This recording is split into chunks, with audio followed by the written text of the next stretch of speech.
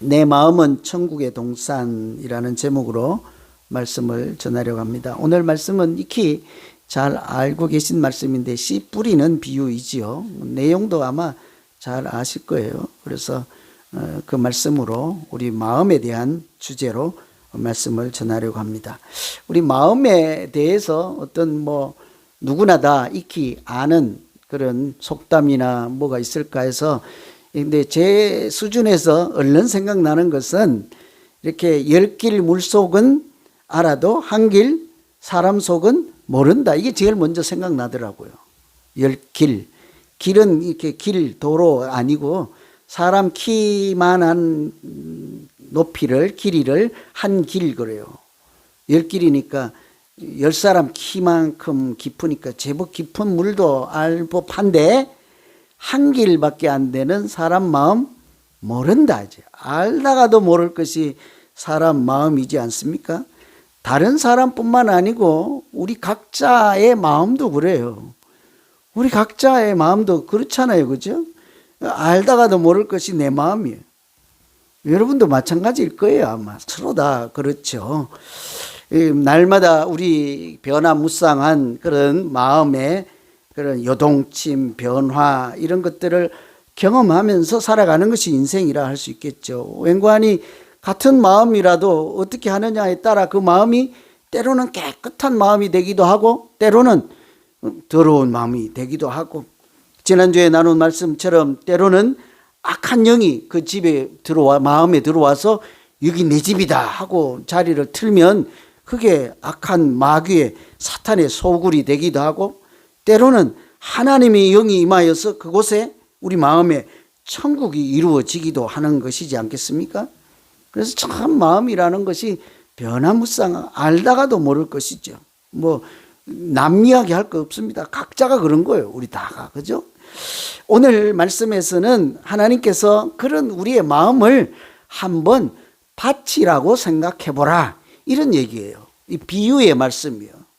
마태복음 5개 설교라고 할 때 한가운데 핵심이요, 천국에 대한 말씀입니다. 이렇게 천국의 말씀으로 첫 번째가 씨 뿌리는 말씀인데, 오늘 이 말씀의 큰 주제는 천국에 대한 거죠. 비유이고 형태는, 이게 내용은 씨를 뿌리는 그런 내용이라 하나님께서 우리 마음에 대한 말씀인데 우리에게 그것을 마음이 농사가 짓는 땅이라고 한번 생각을 해보라 그러는 거예요. 여러분 도시 분들은 모르시겠지만 이렇게 농사들 한 번들 지어 보셨습니까? 어릴 때 구경이라도 하고 화단에 풀이라도 꽃이라도 한 번씩은 심어 보잖아요. 그죠? 그럴 때 농사 짓는 농부들은 씨를 그냥 먼저 막 뿌리지 않습니다. 씨를 뿌리려면 준비가 있어야 되잖아요. 보통은 딱딱한 땅을 갈아엎고 호미질을 하든 뭘 하든 물을 뿌리든 땅을 부드럽게 하고, 거기에 이제 양분이 필요하면 퇴비도 주고 거름도 주고 이렇게 해서 씨를 뿌리는 준비 작업이라고 하는 것이 있죠. 왜냐하면 농사 지을 때 그 땅이 어떠하냐, 밭이 어떠하냐에 따라서 수확량도 달라지고, 같은 양이라도 그 과일이면 과일의 때깔이 다르잖아요. 품질이 달라지기 때문이죠. 마치 그런 것처럼 우리의 믿음 생활도 우리 마음 상태에 따라 곡식의 양이 다르고 품질이 달라지는 것처럼 우리 마음에 따라 믿음 생활도 달라진다는 거예요. 그래서 믿음 생활을 할 때 아무리 강조해도 지나치지 않는 것이 우리 각자의 마음인 거예요. 우리 예배를 드릴 때 지금 다 앉아있지만 마음의 상태가 다 다를 것이지 않습니까? 여러분 지금 아까 제목이 뭐예요? 나는 행복해요? 저분들은 찬양을 불러서 이제 그렇다 치고, 우리는 행복하십니까? 왜 한 5명만 하세요? 지금 이 순간에 무척 행복해야 돼. 나를 사랑하시는 그분 앞에 나와 있잖아요. 하나님 앞에 나와 있고, 하나님이 내가 올려드리는 이 마음의 예배를 받으시려고 이렇게 하고 있으니 얼마나 안 행복하세요, 여러분? 그러면 1년에 한 번 설날 되어서 도시에 살다가 시골에 가서 할아버지, 어머니, 아버지께 세배 드리려고 탁 옷 갈아입고 하고 앞에 아버지께서 세뱃돈 봉투를 탁 들고 있는데 절하려고 하는데 슬프세요? 얼른 절하고 그거 받고 싶잖아요. 얼마나 행복해요. 지금 이 순간이 그렇다고요. 하나님 앞에 이렇게 절이 아니라 예배를 드리는, 하나님이 우리에게 은혜를 주시려고, 또 하나님이 나를 만나 주시려고 얼마나 행복해요. 마음에 따라 이 우리가 드리는 예배도 달라지는 거예요. 이 순간뿐만 아니라 이 믿음 생활 자체가, 전체가 우리 마음에 따라 많이 달라진다는 거예요. 그래서 오늘 저는 이 말씀을 준비하면서 우리 모두의 마음이 좋은 땅, 좋은 토양이 되어서 천국의 은혜가 날마다 충만하고 마치 에덴 동산 같은 땅이 되어서 하나님과 같이 거닐고 행복한 믿음 생활 되기를 간절히 소망합니다.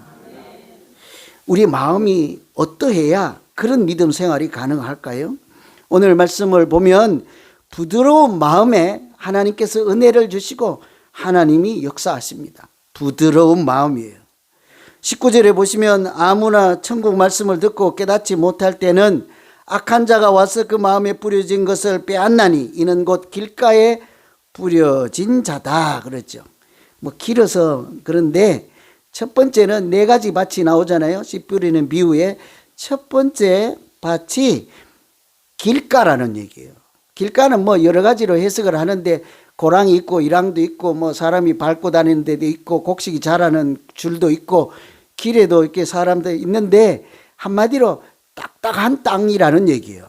씨를 뿌려도 떨어졌지만 뿌리를 내릴 수 없을 정도로 너무 딱딱한 땅이죠. 얼른 뿌리를 못 내리니까 보고 있던 새가 와서 자기 양식 삼아버려 빼앗아서 먹어버리는 거죠. 자라기도 전에. 제가 우리 집에 가면 앞마당에 조그마한 손바닥만한 땅에 우리 집사람이 가끔 무도 뿌리고 배추도 뿌리고, 이분 농사를 안 짓는지 그냥 막 이렇게 뿌려요.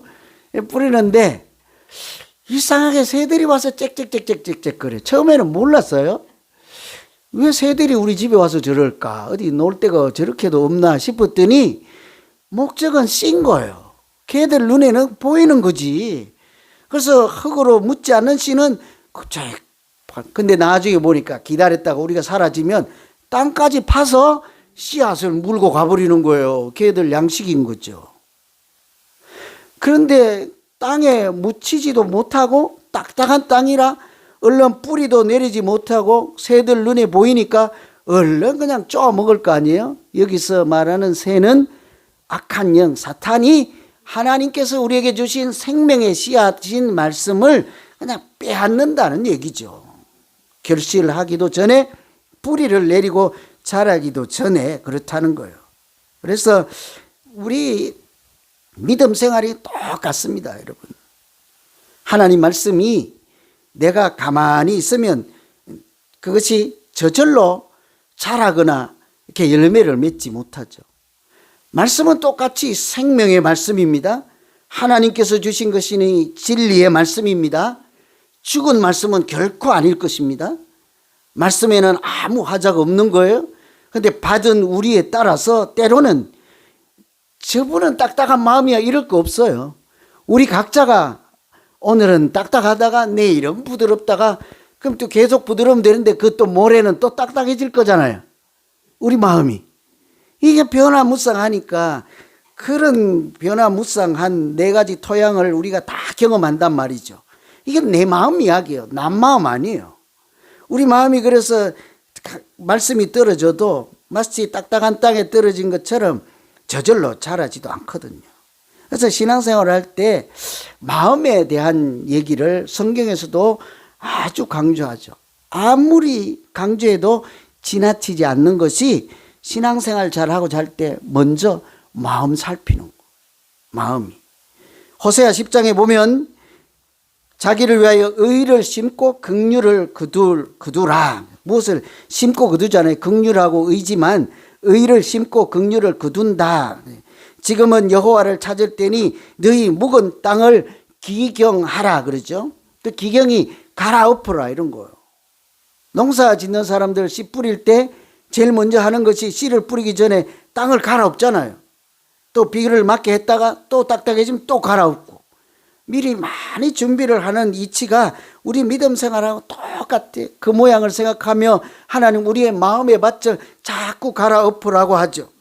로마서에도 보면 이 세대를 본받지 말고 오직 마음을 새롭게 함으로 변화를 받아라 그러잖아요. 마음을 새롭게 한다는 것이 뭡니까? 자꾸 가만두면 딱딱해지는 마음을 갈아엎어서 부드러운 마음으로 바꾸라죠. 하나님 말씀이 떨어졌을 때 자라고 새가 와서 낚아채지 못하도록 얼른 뿌리를 내릴 수 있는 마음으로 변화를 받은 마음, 새 마음이죠. 부드러운 마음이지 않습니까? 이 두 구절 말씀보다 더 직접적으로 오늘 말씀하고 이렇게 매치되는 말씀은 에스겔 11장 말씀이에요. 이런 말씀이 있어요. 돌 같은 마음을 제거하고 살처럼 부드러운 마음을 주어 내 율례를 따르며 내 규례를 지켜 행하게 하리니 그들은 내 백성이 되고 나는 그의 하나님이 되리라 그랬죠. 제가 주어를 안 읽어드렸어요. 돌 같은 마음을 제거하고 살처럼 부드러운 마음을 주면 너희가 하나님의 말씀을 지키고 그때 하나님의 백성다운 사람이 될 뿐 아니라 나도 그때 너희의 하나님이 되리라 약속의 말씀이. 주어가 누구입니까? 돌 같은 마음을 제거하고 부드러운 마음을 하나님이 주신다 그래요. 은혜 받아야 우리 마음이 부드러워져요. 세상에 아무것 자꾸 갖다 부어봐야 딱딱해질 뿐이에요. 하나님의 은혜와 하나님이 성령이 임하게 하시면 하나님이 만져주실 때 우리 마음이 부드러운 마음 되는 거예요. 여러분 말씀 들으면서 부드러운 마음이 뭘까를 자꾸 생각해 보세요. 나 이제 나이가 들어서 근육도 딱딱하니 마음도 딱딱하다 이런 게 아닌 거예요. 부드러운 마음이 뭘까? 그냥 소프트한 것을 부드럽다고 할까? 무슨 말씀이겠습니까? 여기 성경에 보면 말씀을 깨닫지 못하는 마음을 딱딱한 마음 그랬다고요. 말씀에 관심도 없고 말씀을 사모하는 마음도 없고 그것을 받아들일 그런 생각도 없고 이렇게 말씀과 이제 거리가 먼 거죠. 깨닫지도 못하는 마음, 그것을 딱딱하다는 거예요. 그러면 부드러운 마음은 뭐겠습니까? 말씀을 사모하는 거예요. 말씀을 귀하게 여기고 말씀을 가까이 하고자 하고 말씀을 이렇게 지금 설교를 듣는다 치면 한 자라도 한마디라도 혹시 그냥 나에게 주시는 말씀이 있을까? 그런 생각이라도 한번 하는 거죠. 아이, 빨리 끝나면 가야지. 그런 마음하고는 다른 거잖아요. 그런 마음, 특히 깊이 묵상해서 제가 내린 결론은 딱딱한 마음은 말씀이 자라지 못하는 마음이잖아요. 부드러운 마음은 순종하는 마음. 말씀을 받았을 때 그 말씀대로 그냥 살고자 하는 마음, 말씀을 받아들이는 마음, 자라게 해서 그 말씀을 지키고자 하는 마음, 이런 마음이 부드러운 마음이라 할 수 있는 거죠. 씨앗이 땅을 만나야 뿌리를 내리고 자라는 것처럼 사람의 마음이나 사람의 영혼도요, 하나님의 말씀과 만남이 있어야 그 영혼이 소생할 줄로 믿습니다. 사람이 말씀을 만나야 돼요. 여기는 없는데 예일대 총장이 옛날에 했던 말씀이 새벽기도 하시는 분들은 들었잖아요. 늘 저는 기억이 나요. 대학 교육 없는 사람들일지라도 말씀 교육 있는 사람들이 훨씬 인생이 복되게 산다는 거예요. 그러니까 말씀 없는 대학 교육보다 대학 교육 없는 말씀 교육이 인간을 더욱 위대하게 만든다. 이게 이제 원래 말씀이죠. 그처럼 우리의 심령은 생명의 씨앗인 하나님의 말씀을 만날 때 영혼이 소생하고 영혼이 빛도 나게 되는 거. 이해가 잘 안 될 것 같아서 제가 좋은 이야기가 없을까 찾아보니까 미국의 국회의원 했던 분인데요. 이렇게 세계를 여행 다니고 할 때 이집트 간 일이 있어요. 거기에 카이로에 가서 보니까 골동품상에 들렀네요. 거기 보니까 오래된 곡물, 이렇게 피라미드 뭐 이런 데 무덤에서 나온 사람도 미이라가 되거나 또 옷도 조선시대나 고려시대의 옷들도 보면 그 환경에 따라서 보존되는 경우가 무덤에서 가끔 발견되잖아요. 그처럼 오래된 곡물이 있는 자루를, 곡식 자루를 보았는데요. 3,000년 된 곡식 자루에 콩알이 하나 들어있더래요. 콩, 씨앗. 다 쭈글쭈글 말라 비틀어져서 하도 오래된 거니까 그냥 신기해서 돈을 몇 푼 주고 그 오래된 콩 씨앗을 하나 샀네요. 호기심에 이제 미국으로 와서 땅에다 심고 물을 주고 정성을 해봤는데요. 어떻게 됐을까요? 꿈도 그 시기에 3,000년 됐다니까요. 응? 어떻게 됐을까요? 그래서 생명은 신비인 거예요. 하나님이 주신 생명의 신비가 그 안에 여전히 있었던 거죠. 하나님이 주시는 씨앗, 생명은 능력이지 않겠습니까? 3,000년이 지났음에도 이렇게 우미 트고 싹이 나고 그렇게 자란 거예요. 그 이분이 나중에 이제 큰 이제 국가에 이렇게 고위 관직을 한 정치인이 됐는데 마음이 딱딱해서 예수를 영접하지 못하고 교회 다니지 않는 이런 사람들을 만나면 성경책 읽으시오, 예수 십자가가 어떻고 이런 얘기를 안 하고 콩 얘기를 하는 거예요. 그런 사람을 만나면 이 3,000년이나 된 말라 비틀어진 콩도 부드러운 땅을 만나서 내가 물을 주고 했더니 우리 눈에 보이지 않는 생명의 신비인 하나님의 능력이 그 안에서 용솟음을 치고 이렇게 우무트고 자라는 것처럼 사람이라는 영혼도 하나님의 말씀인 그 생명의 씨앗과 만나면 틀림없이 그 영혼이 소생하고 힘을 얻고 하나님이 주신 우리 생명의 빛이 일어나게 될 것입니다. 콩으로 복음 전하는 사람이 된 거예요. 여러분, 우리 마음이 그 마음이라고 하는 꼭 마음만을 얘기하는 건 아니잖아요. 우리 감정이, 우리 이성이, 우리 인격이, 우리 마음이라고 하는 것이 생각이라고 하는 이 전 인격체 안에 하나님께서 말씀으로 찾아오시면 우리의 인생은 참으로 복되고 천국이 이루어지는 아름다운 믿음 생활이 될 줄로 믿습니다. 말씀이 만나야 되는 거예요.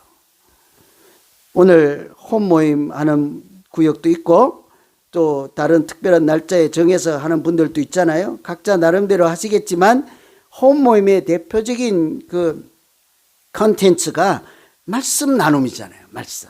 그 자리에서 이번 달에는 설교 주제로 오늘 이 말씀으로 홈 모임을 한다고 이제 홈장들이 약속을 했어요. 이따가 할 거예요. 그래서 설교 시간에 당신 뭐 들었어? 아이, 나는 빨리 가서 밥 먹을 생각밖에 안 해서 몰라. 이러면 안 되는 거예요. 그러면. 그래서 이게 우리가 말씀을 사모하고, 이거는 나에게 주시는 말씀일 거야. 말씀을 만나야 영혼이 소생한다고 그랬지. 지금까지는 내가 안 그랬지만 오늘부터라도 해볼 거야. 이러면 된 거예요. 그 마음에 틀림없이 은혜 주실 줄 믿습니다. 두 번째는요, 말씀을 포기하지 않는 마음에 하나님이 역사하십니다. 두 번째 밭, 세 번째 밭은 돌밭하고 가시밭이에요. 첫 번째는 길가라는 땅이잖아요. 딱딱한 땅. 두 번째는 돌밭이요. 세 번째는 가시밭이요. 그러나 두 번째 돌밭과 가시밭은 같은 부리로 묶을 수가 있는 거예요. 무슨 땅인고 하니 뿌리를 내리긴 했는데 자라다가 다 자라지 못하고 중도 탈락하고 꺾어져 버린 거예요. 이제 중간에 뭐 재물의 유혹도 있고 또 환난이나 핍박도 있고 또 우리 사람이 감정의 동물이다 보니까 누가 그냥 내 감정을 그냥 한바탕 그냥 이렇게 폭풍이 몰아치듯 감정을 뒤엎어 놓거나 또는 뭐 악한 생각이 찾아왔거나 또는 뭐 생활의 염려, 여기 본문에는 생활의 염려라고 있죠. 이거는 내가 어떻게 먹고 살지? 성경 1시간 읽는 시간에 아르바이트 1시간 더 하면 내가 더 훨씬 부자 될 거야. 이런 염려로 이렇게 가득 차 있잖아요. 그죠? 그런 것들 때문에 하루는 은혜를 받는데 어때요? 오늘 제가 비밀을 하나 누설할까요? 청기 누설? 이게 설교 말씀으로 나눔을 하겠다고 이제 우리가 구상을 하고 논의를 하고 결정한 것은 이렇게 설교가 오늘 말씀을 들어도 한 주 지나면 여러분 남아요, 안 남아요? 뭘 그렇게 자신 있게 막 이러십니까? 또 그걸 그냥 가만히 계시지. 한 주만 지나면 안 남는데 없어지기 전에 우리 말씀을 한번 같이 나눠보자. 이렇게 해서 한번 해본 거예요. 한번 해봤어요. 그래서 예전에 했던 것이 좋으면 또 그렇게 돌아가는 것이고, 이것이 좋으면 또 이렇게 계속 가는 것이고. 제가 아는 큰 교회 참 존경하고 훌륭한 목사님은 내일 또 만나는데요. 한 주 전 걸 합니다. 한 주 전 거. 오늘 말씀을 가지고 오늘 나누는 게 아니고 다음 주에. 원래 그게 정상이죠. 왜 그런가 하니 한 주 동안 이 말씀 가지고 실험해보라는 거예요. 묵상해보라는 거예요. 더 공부해보라는 거죠. 더 기도해보라는 거죠. 나에게 적용도 해보라는 거죠. 그리고 그 결과를 다음 주에 나누는 거예요. 여러 가지 형태가 있으니까 중요한 것은 무엇입니까? 우리가 심령이 말씀을 만나서 뿌리를 내리고 잘 자라야 되는데 거기서 끝나면 안 된다는 거. 인내가 필요해요. 누가 돌을 던져도 말씀을 놓지 말아야 합니다. 내가 유혹이 와도 그 말씀을 팽개치지 말아야 합니다. 누가 그냥 어디 뭐 하러 가자 그래도 뭐라고 근데 둘러댈 것이 없으니까 그냥 뭐라고 하죠. 그래도 성경책 읽다가 덮어놓고는 쏜살같이 가자 그러면 안 돼. 뭐 좋아하세요? 칼국수 좋아하시나요? 칼국수 먹으러 가자 하면 그냥 성경책 덮어놓고 따라가면 안 돼요. 최소한 예수사랑비전교회 우리 권사님들이나 집사님들 장로님들은 나 말씀 읽는 중이야. 국수가 뭐 대수냐? 이 정도 나와야 되지 않겠습니까? 그죠? 그런데 보통은 반대예요. 우리 아멘하는 우리 김영자 권사님도 그럴 거야. 알았어. 뭐 미꾸라지탕 그럼 성경은 밤에 갔다 와서 주무시지 뭘 읽어요. 그죠? 이게 넘어지는 사람들이 두 번째예요. 가시밭 돌밭. 그래서 제가 어제 이 말씀을 준비하다가 밤중에 씨앗이 한번 되어봤어요. 밤중에. 이게 하나님이 뿌린 씨앗이 내가 되어본 거예요. 여러분 지금 씨앗이 한번 되어보세요. 뿌리를 내리고 자라려면 어디에 있어야 돼요? 길가에 있으면 안 된대잖아요. 새가 낚아채가니까. 땅속에 들어가는데 제가 어젯밤에 땅속에 들어가 봤어요. 빛도 하나도 없어요. 물을 좀 먹어야지 이게 싹이 틀 것 같은데 너무 비가 안 와서 딱딱해요. 그래도 용기를 내서 껍질을 까고 나가려고 했더니 또 껍질은 얼마나 두꺼워. 애를 쓰고 간신히 뚫고 나와서 이게 했더니 머리에 뭐가 막 짓누르고 있네. 뭐가 짓누르고 있어요? 흙이 짓누르고 있죠. 흙이. 돌멩이가 짓누르고 있고. 사람들이 버린 쓰레기 그런 거 병 같은 것들이 막 누르고 있어갖고 또 옆으로 이렇게 삐뚤어서 나가봐서 고개를 내밀더니 햇님이 빵긋하고 웃어서 나도 한번 쨍하고 웃었네. 그죠? 그랬더니 웬걸 얼마나 기대가 부풀었는데 오늘처럼 날이 굳고 했더니 폭풍우가 휘어쳐갖고 아직 이제 뿌리도 제대로 났는데 허리가 휘청휘청하네. 그래서 간신히 눈물을 머금고 버티고 자라서 이제 한자나 자랐더니 웬걸 요즘 기후변화가 있다고 해서 폭풍이 또 한 번 부딪혀가지고 아직 튼튼하지도 않는데 이번에는 허리가 푹 꺾어져가지고 열매도 못 맺고 꽃도 못 피고 내 인생이 이렇게 끝날까? 이 두 번째. 금방 이해되잖아요. 씨앗만 그러면 괜찮아요. 또 심으면 돼요. 하나님 말씀을 먹고 자라는 우리 신앙생활이 그렇다는 거예요. 말씀을 먹고 자라서 하루 은혜 받고 조금 자랐더니 누가 돌을 던져버리고 또 누가 예기치 못한 일들이 생기고 또 내 마음 안에서 욕심이 생기고 재물이든 명예든 이런 것이 생겨서 하나님 말씀은 내려놓고 우선순위에서 말씀은 자꾸 밀려나는 거지요. 그래서 그 말씀이 결실을 맺어야 하는데 결실을 맺지 못하니 하나님께서 오늘 비유로 너희가 이 어려운 말씀 땅이라고 생각을 해보라는 거죠. 중도에 포기하지 않고 어떤 환난이나 핍박이 와도 그 씨앗이 이렇게 용기를 내고 버티고 견딘 것처럼 말씀 생활에 인내하시면 하나님은 틀림없이 환난이 있어도 연단을 주시고 소망을 주시고 우리에게 많은 열매를 맺는 신앙생활로 인도해 주실 줄로 믿습니다. 그래서 A.W. 토저라는 분이요, 그런 믿음이라는 정의를 이렇게 했어요. 이렇게 환난이나 이런 것들, 어려운 문제들, 불가능해 보이는 것들을 다 내려놓고 하나님 얼굴을 바라보며 시선을 하나님께 고정하는 것이 믿음 생활이다, 이런 거예요. 믿음이라고 하는 것이 다른 것이 아니라 우리를 짓누르고 불편하게 하는 거 이런 것도 내려놓고 하나님 얼굴을 바라보고 시선을 계속 하나님께로 고정시키는 것.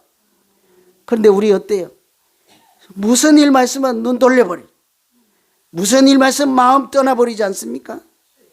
이분 한번 얘기 들어보세요. 이분 얘기하고 제가 마칠게요. 한 번에 한 2시간씩 부흥회를 해야지 될 것 같은데 5분밖에 안 남았으니까요. 이분이 89세예요. 인도 이렇게 오지 선교사로 가서 이렇게 복음을 전했던 분인데 89세니까 정장로님이 96세예요. 건강하셨잖아요. 89세인데 이렇게 선교지에서 일을 하다가 중병이 들어서 이제 본국으로 와서 미국 분이에요. 미국 와서 치료를 하는데 어떻게 해요? 기도를 해요. 뭐라고 할까요, 여러분? 우리 같으면 내가 89세까지나 충성을 했으니 이제 남은 시간이 얼마일지 모르지만 하나님 나 고쳐주셔서 남은 여생 낚시도 하고 이제 소일하며 산책도 하고 편안히만 지낼 수 있게 목숨만 붙여주세요. 이렇게 기도하면 되겠잖아요. 그런데 이분은 예수 이름으로 일어나 걷게 해주십시오. 내 그 땅에 다시 갈 수 있게 해주십시오. 89세인데 뭐 제정신이에요? 그래서 이렇게 위대한 선교사로 사는데 이분 얘기하려는 게 아니고 그 옆에서 지켜보던 분들이 이분의 책에다가 뭐라고 썼는고 하니 이런 글귀를 썼어요. 그거 소개해 드릴게요. 그걸 얘기하려는 거예요. 그는 그 선교사님 89세 그분은 하나님께서 마침표를 찍으실 때까지 자신이 결코 쉼표를 찍지 않았다. 그의 고향은 미국도 인도도 아니었고 오직 예수 그리스도였다는 거예요. 우리 말씀 생활하는 믿음 생활이 그런 거예요. 하나님께서 말씀 생활에 마침표를 찍기 전에 우리가 쉼표 하나라도 찍을 수 없는 것이 우리 신앙생활이라는 거예요. 여러분 우리는 말씀 생활하다가 이렇고 저렇고 유혹이든 달콤하든 어렵든 고난이 있든 얼마든지 중단할 수 있잖아요. 그러나 아직 하나님은 우리 인생 가운데 믿음 생활 가운데 마침표를 찍을 준비를 하시지 않고 우리에게 아직 많은 시간을 허락해 주셔서 이 땅에서 하나님의 자녀로 살아가도록 기대하시고 도우시고 함께 하시는 줄로 믿습니다. 그런데 왜 자꾸 마침표를 먼저 찍으십니까? 하나님이 아직 안 찍었다니까요. 이 씨앗 비유에 나오는 씨앗은 천국의 말씀이라고 해석하는데 제가 내리는 결론은 그 말씀은 곧 예수 그리스도인 거예요. 여러분 이 말씀이 그 성경에도 말씀은 곧 하나님이라 그러잖아요. 태초에 말씀이 하나님과 함께 계셨으니 말씀이 하나님이라 하잖아요.